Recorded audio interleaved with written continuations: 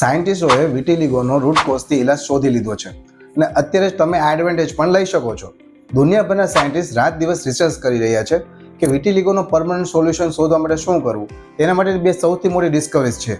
Wind signalling બોડીની અંદર એક switch છે જે સ્કિન સેલ્સને રંગ બનાવવાનો આદેશ આપે છે અને વિટિલિગોમાં આ સ્વિચ બંધ થઈ જાય છે.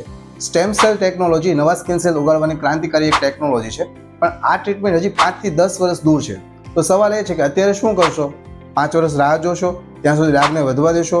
ત્યાં સુધી મન તૂટવા દેશો? નહીં.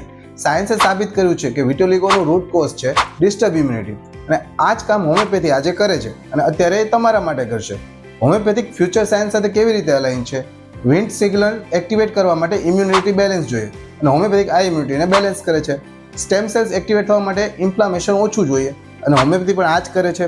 નવા ડાઘ રોકવા માટે ઓટો ઇમ્યુન એટેક બંધ થવો જોઈએ, હોમિયોપેથિક પણ આ જ કરે છે. એટલે જ કે ફ્યુચર ટ્રીટમેન્ટ આવે ત્યાં સુધી હોમિયોપેથિક તમારી બોડીને રેડી કરે છે.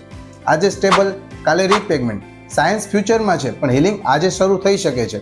આ રીલ્સને શેર કરો અને કમેન્ટમાં લખો ફ્યુચર રેડી. હું ફ્રીમાં સમજાવીશ અત્યારે શું કરવું અને બોડીને કેવી રીતે પ્રિપેર કરવી.